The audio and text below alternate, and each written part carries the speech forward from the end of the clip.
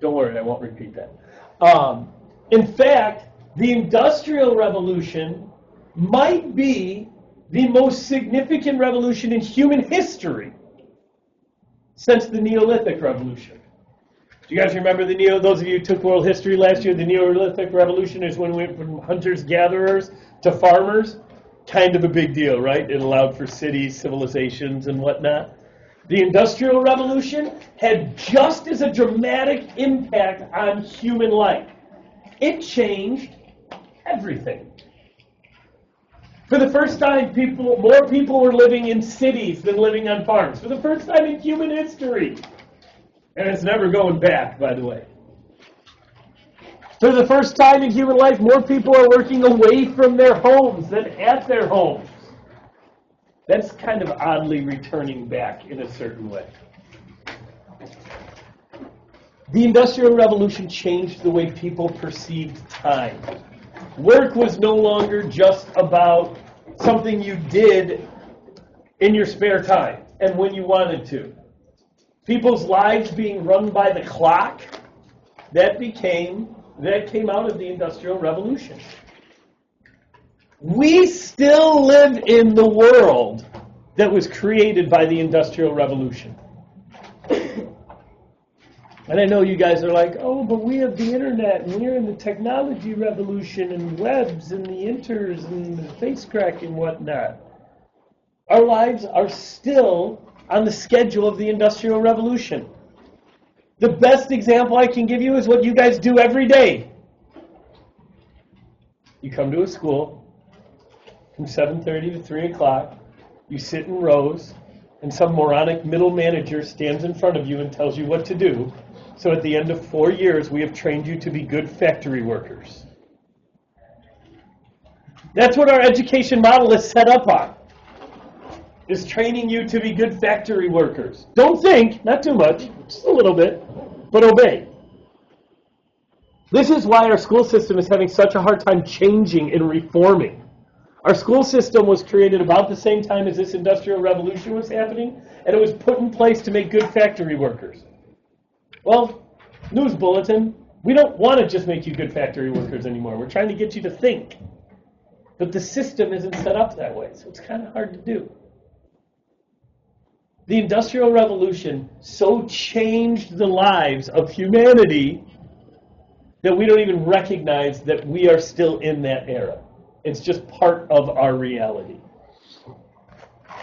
But the first thing we have to talk about is where this Industrial Revolution came from. And I would say that the industrialization couldn't happen until we had an agricultural revolution. And that's the first thing that I want you to do. I want you to make a prediction right on the top of this sheet. Why did the Industrial Revolution need an agricultural revolution to happen? Why did the agricultural revolution have to happen for there to be an industrial revolution? Make a prediction. What do you think? Go ahead.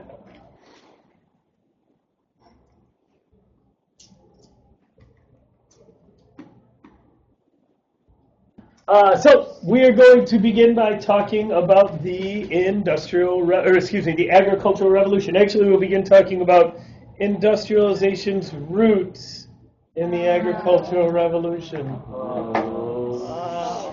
A little farm humor there for you. So we have our English landowners. We call them the gentry. They are also called gentlemen. Does anybody remember what Sister Wendy called them? I don't know. She wasn't here. The squirearchy is what she called them. Oh, get over it. From the period of the Glorious Revolution in 1688 through the end of this era we're talking about, 1832, excuse me, not the end of the era, but towards the end, these men controlled Parliament, these large landowners. Well, they weren't all large, but they owned a lot of land. They controlled Parliament. And, like politicians now, they passed laws that benefited themselves.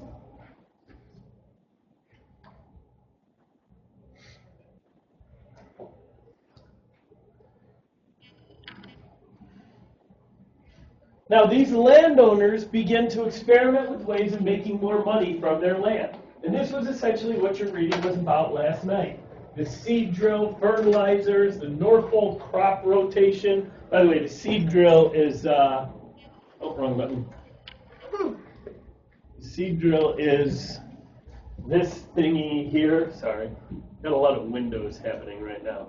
The seed drill is this thing that's right here. It allows for planting of uniform depth. You have seeds in those little bins, and you walk the thing forward and you rock it and you squeeze the handle and seeds drop in. So they're planted at uniform depth and uniform rows instead of just spreading seeds around. It was invented by a guy named Jethro Tull, which is why I have a picture of the 70s band Jethro Tull up there.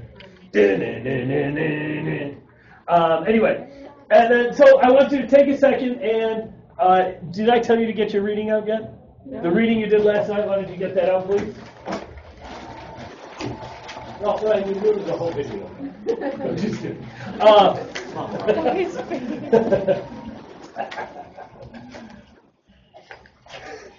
Go ahead and answer the questions with your partner that I asked you on there, and then we'll come back and chat in about a minute. Go ahead.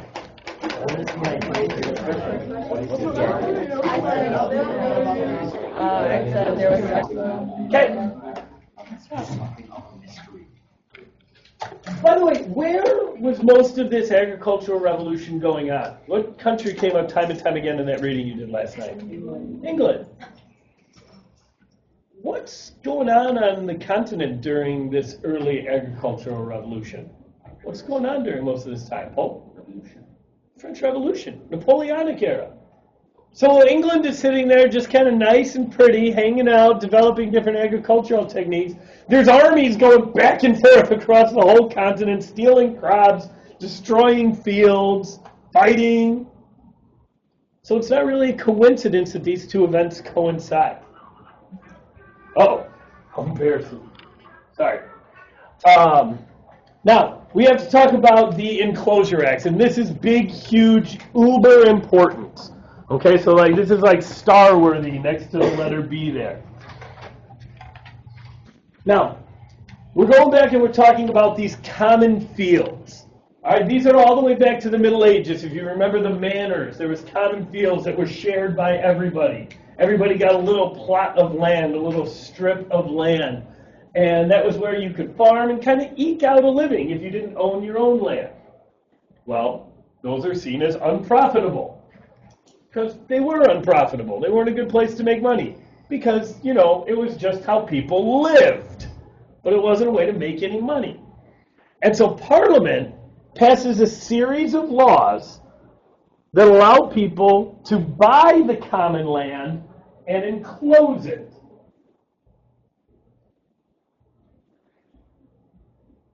Buy it and enclose it. Enclose it is a fancy way of saying what? Put a fence around it, yeah. So it's no longer common land. Now it is privately held land. Why would Parliament pass such a law? Why would they do that? These people are getting kicked off their land. Because the benefit of themselves, the Parliament was made up of landowners, and they wanted that land for more money. So this allowed for big profits for the landowners. Because it allowed for, and this is what I have as the second B, or the second letter there, the second allowed, is experimentation and mechanization. Write that down, then I'll explain. Experimentation and mechanization.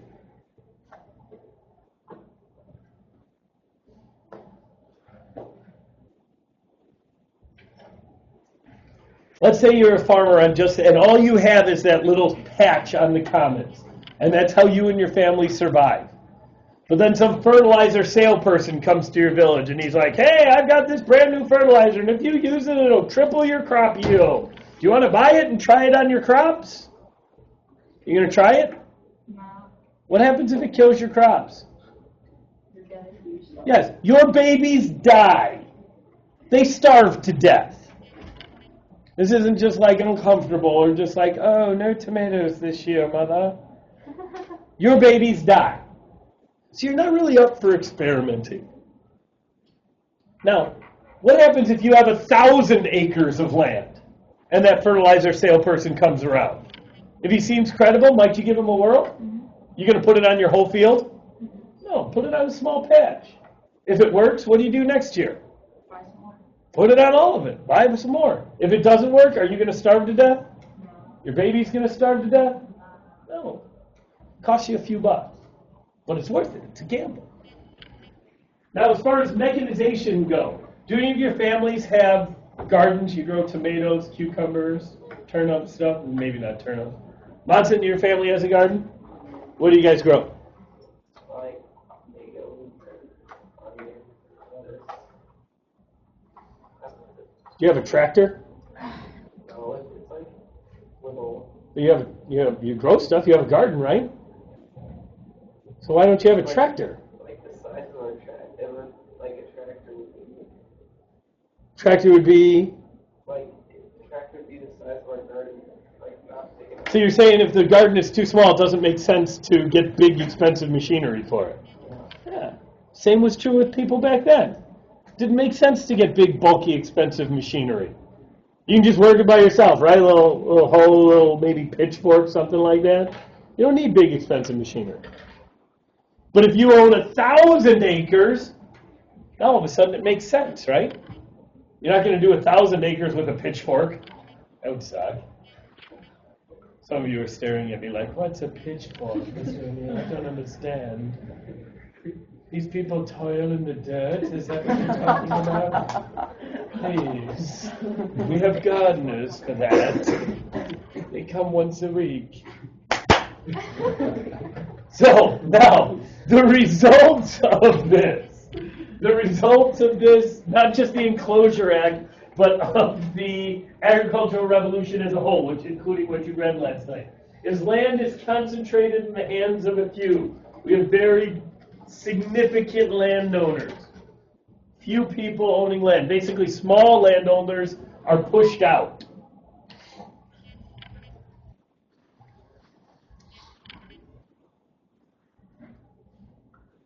We also are producing more food with fewer workers.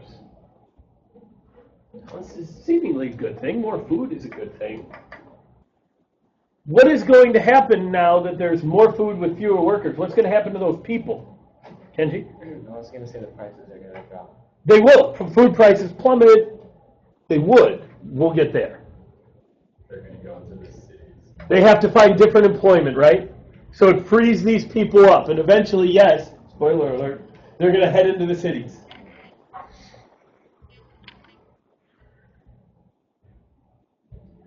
Yeah, figures. So when like a large landowner bought a bunch of land, who would work the land? Good question. So if you had, let's say that he buys up a whole village's commons. Okay? So that whole village used to work that commons and each family had their little plot of land. Well, now he buys it up and he just connects it with the rest of his land around there. Instead of needing each family to work each plot, he can just hire some of them to work his land, and the rest of them are out of luck. And because he's mechanizing, and we're going to see increased mechanization, he needs fewer and fewer people to work larger and larger tracts of land. Make sense? So is slavery in England abolished at this point? Slavery in England hasn't been a thing since Roman times. The Romans, or the English have this weird, funny thing about enslaving other white people. They have no problem enslaving black people, but enslaving white people. But slavery was not an institution in England in forever and a day. In fact, if a slave came, if somebody who owned slaves brought them to England, they could be emancipated. There was a couple legal cases that did that, because England did not allow slavery. They allowed people to make money off of it, but that's a different story. And then the last part of the story here, I just think this is interesting. More people are working for wages, which is going to increase mobility. Write that down, then I'll explain.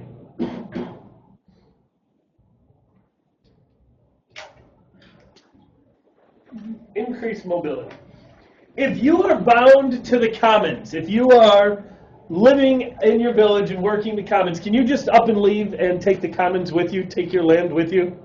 No. But if you're forced off that land, if that land is bought out from under you, let's say in the question Victor's answered, you're working for that guy now. You're working for the guy who bought that. What's the only thing that's keeping you in that job? What happens if somebody offers to pay you more? You go, right? You can leave because you don't need to stay since you don't control any of that land anymore. It's not yours. What happens if somebody offers you less pay but you like that job more? You can go. There's nothing binding you to that place anymore. So as more and more people work for wages, we're going to see increased mobility of the population. So far, so good? So that's agricultural's roots in the, or industrialization's roots in the agricultural revolution. Yeah?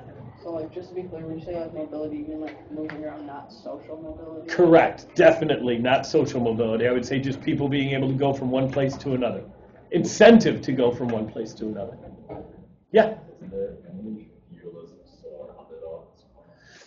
In Eastern Europe, yes, and in fact, Russia is making it stricter right now. Like right as we speak. I mean, not now in 2012, 13, whatever year it is now. But yes, right now it's actually becoming stricter. No, not anywhere in Western Europe. Hey, take a quick look at your prediction.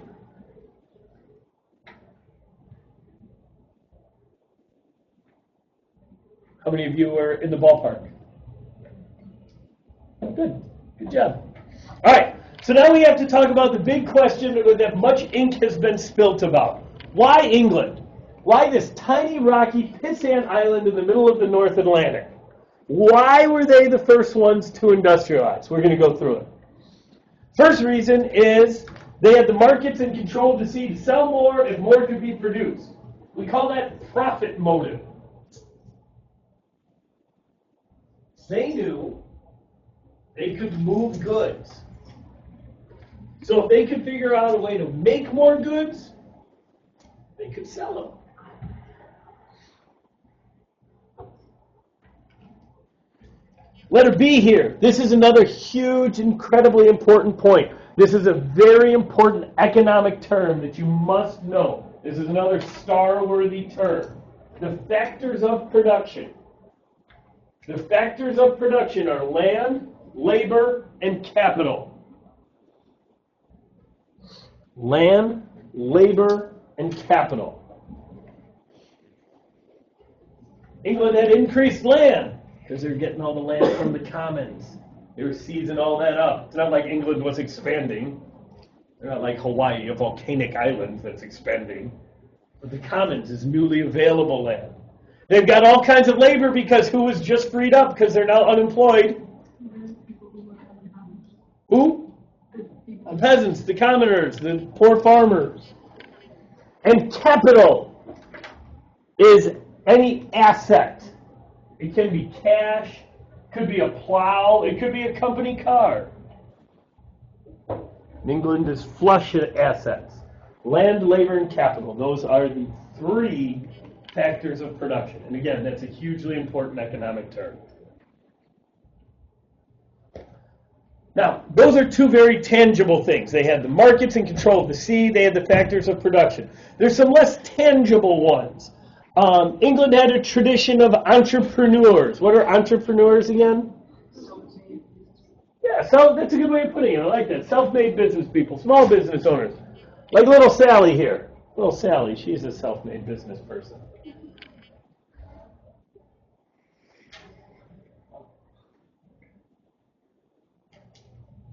England also had what we would call the financial infrastructure in place.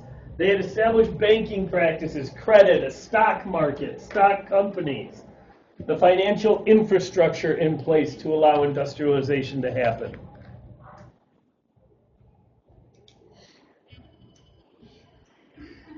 They also had what historians refer to as a climate of progress. They were forward-looking. They were willing to try new things. They weren't bound by tradition. There's a lot of places in Europe that didn't have a climate of progress. What are some places that we've learned about that at this time were bound by tradition? They didn't have a climate of progress. Prussia. Depends when you're talking about. I would say Prussia goes in ebbs and flows, but it's sometimes definitely. Where else? Who's incredibly stuck in tradition? Yeah. Austria. I'd say Austria is a great example. Where else?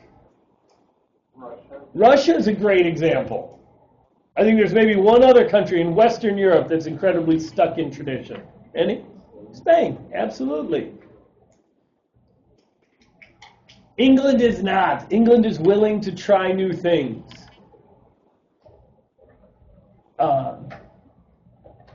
And the last reason why England was able to industrialize first was their geography. England is crisscrossed with rivers, and they are flush with coal, or at least were.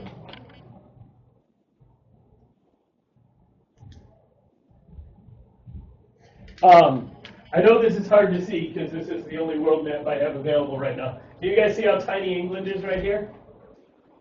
See that? England had more coal under its dirt than this entire part of China, than the entire eastern third of China. There was more dirt in there's more dirt in England. No, that's not true. There was more coal in England than there was in this much of China. It doesn't seem that shocking to you. You're all just staring at me like, well, of course there was, O'Neill. What moron doesn't know that? Do you guys see the size of England? Right there. This much of China. This guy wrote a book, actually. It's called The Great Divergence. He argues that England and China were in about the same place in 1750, and that England started using coal, and China didn't find theirs yet. China's is much further to the west. And so England took off economically, militarily, and China remained stagnant until they were able to tap into those resources, which they're just recently doing. How much more coal did The stat I've always showed is that you have to get to the halfway point in China, east-west, before China had more coal than England did. I don't know actual tonnage. England's got no coal left. They used it all up. Or at least none that they can get to, I guess I should say. They might have more really, really deep. They dug out so much coal that sections of the country started to collapse. Because they were digging so many mines to go down and get coal that the land wasn't supported, and acres at a time would sink 30 feet. So they had to stop digging. They were like, hey, that's not good. Stop. All right, so that is why England. So now, we're actually fairly good on time here. Let's talk about the actual Industrial Revolution first. And the first industry that is impacted by the Industrial Revolution is the textile industry. And the textile industry makes what? Clothes.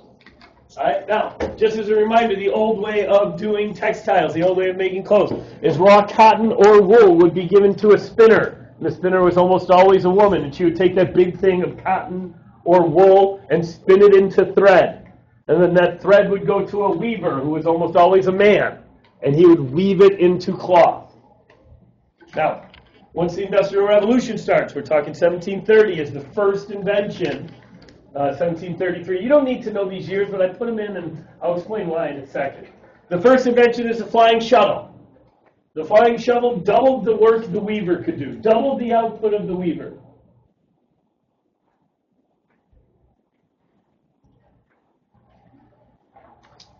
You sit right here, you work this lever, and it doubled the work a weaver could do. What immediate impact is this going to have? Double the progress. I mean, not double the progress, double the time. You cut in half. Cut in half the amount of time. The amount of workers. Which workers? Who do you need more of? Spinners. Who do you need less of? You need half as many weavers all of a sudden, don't you? By the way, what gender are most of the weavers? Yeah. There's a whole lot of men who are put out of work by this machine. Now, the next invention of the Industrial Revolution, the next significant invention, doesn't come for another 30 years. Think about that for a second. Double your lifetime before the next significant invention. It is the spinning jenny. The spinning jenny doubled the work a spinner could do. He named it after his wife, Elizabeth. Yeah.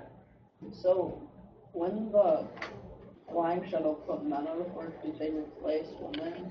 Well, it becomes a very contentious thing because spinning was a woman's job. And men didn't want to take those jobs, but they need to, eat. And so it actually was a big it was a big issue.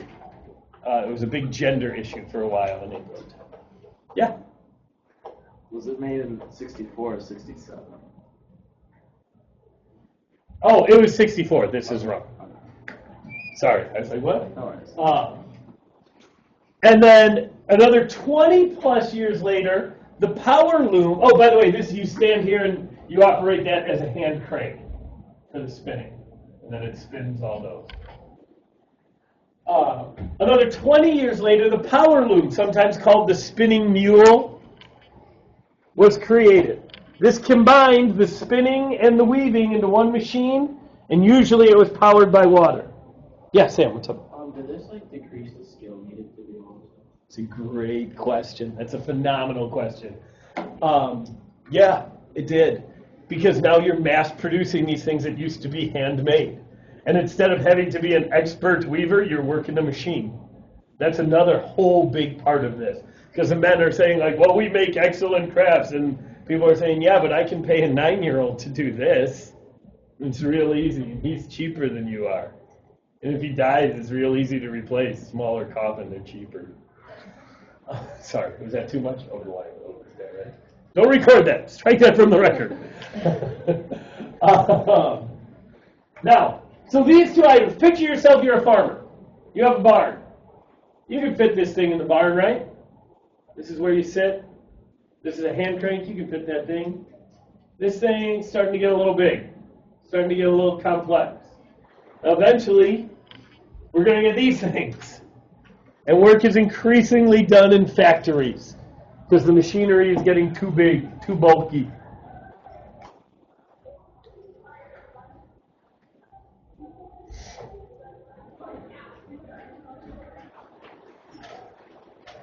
Now, the next significant invention of the Industrial Revolution that we're going to discuss is the steam engine. Steam engine is one of my favorite little side stories of the Industrial Revolution. So England basically used up all its trees. All right, they used them up for building ships and then for fuel. So then they started using coal to burn for fuel. But they had to dig for coal. At first the coal was right on the surface, they got it was real easy. Then they had to dig for coal. Then they had to dig deeper and deeper and deeper mines. Eventually, what do you run into if you dig deep, deep, deep, deep holes? Collapsing ground. Okay, collapsing ground, I'm thinking water. You run into water. But if you want to keep digging, you need somebody to get the water out. So they had to develop a pump to get the water out of the holes that they were digging to get coal. So a guy invented a steam engine that was powered by, which was heated by coal to pump out water from the mines they were digging to get coal out so they could power steam engines. So anyway, in 1702, the first steam engine's invented by this guy named Newcomen. It was really inefficient. It didn't really work very well. Fast forward a few decades, and a guy by the name of James Watt develops the first efficient steam engine. And by the 1780s, they're in use everywhere.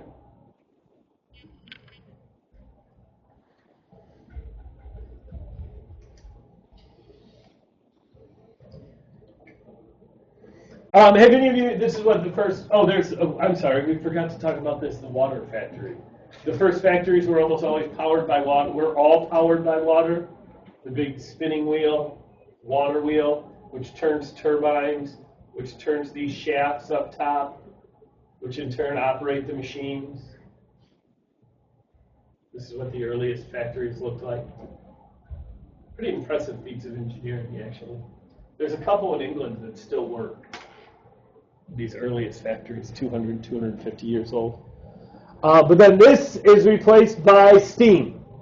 Replaced by the steam engines. Have you ever seen this steam engine? The one that's in the Museum of Science and Industry? In the city? The really big honking thing? It's like the size of the room, that tall. And this is what the first steam engines look like. Now, eventually, as they get better, as they get more efficient, they become mobile.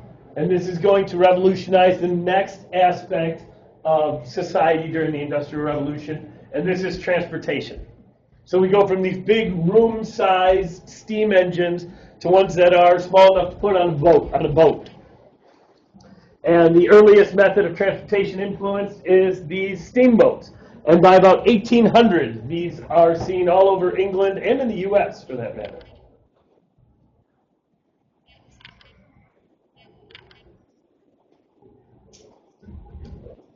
That quote that's on there by Napoleon, "What, sir, would you make a ship sail against the wind and currents by lighting a bonfire under her deck? I pray you excuse me, I have not the time to listen to such nonsense."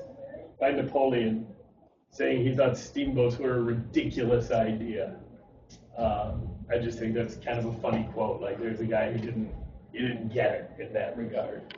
So is that kind of part of the reason why they lost to England a lot too, because they had superior technology? I would say that's why they lost to England in the long run. I wouldn't say that's why they lost in the Napoleonic Wars, though. Because steamboats were not that big of a factor at this point. They become after. Think about the steamboat, though. This is remarkable. This is really the first time in human history you can go against the current of a river. I mean, unless you paddle real fast, right? You paddle real fast and you're like, I need a break. And you're like, oh, like, no, gotta go again. Right? I mean, these are pretty incredible. But the problem with the steamboat is it's limited. Where can you go? Where's the only place you can go if you're in a steamboat? Where the rivers are. Unless you can figure out a way how to make man-made rivers. And what do we call these? Canals. The early 1800s is the golden age of the canals.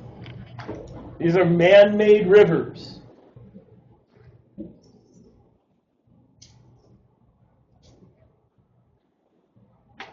Check out this cross-section of England. This is basically just north of London to just south of Scotland.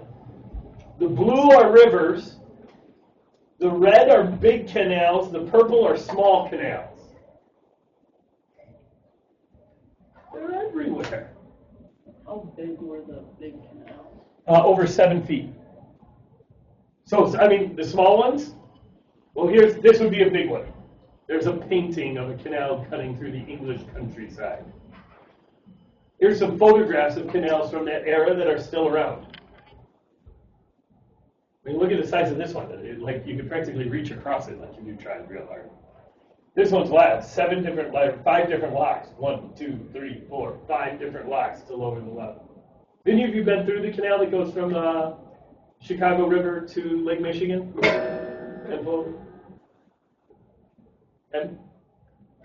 So canals are incredibly successful. They allow you to move goods very rapidly. But you still need to be connected to water. And so eventually canals are going to be replaced. And they are replaced by what? The choo-choo trains. The first one is built in 1829. It connects Liverpool to Manchester. It connects a coal town to a manufacturing town. Liverpool to Manchester. Connects a Beatles town to a Suckers town. It's been a hard day. No? I'd like you to note the accuracy there that I was playing my air guitar left-handed, just like Sir Paul McCartney does. Let the record show. By the way, this first railroad went the mind-blowing speed of 26 miles an hour. By the 1840s, England, the U.S., and a few other places had built up their railroads greatly. How fast did steamboats go? not that fast. The steamboats still measured their time in knots, because that was the nautical measurement. So I don't even know that I could give you a fair comparison. But let's put it this way. When they were going through low bridge areas, the steamboats would sometimes, through these canals, through these small little places, the canals would sometimes be dragged by people or a team of mules that were on the land. So if that gives you an idea, they weren't like, they were nice and easy going. Picture the big steamboats on the Mississippi, right? I mean, they move pretty good, but like, you're not going to use them as a fast getaway from like a cigarette boat or something, right? They're like the speedboats. You guys okay today? All right, lastly, factories. This is just another development of the Industrial Revolution. Essentially, these are just big buildings where bulky, expensive machinery is centered.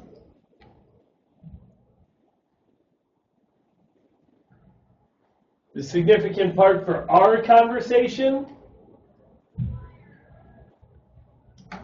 is that now this is people going somewhere to work. And that is unique, and that is one of the first times this is happening in human history. They are going to work.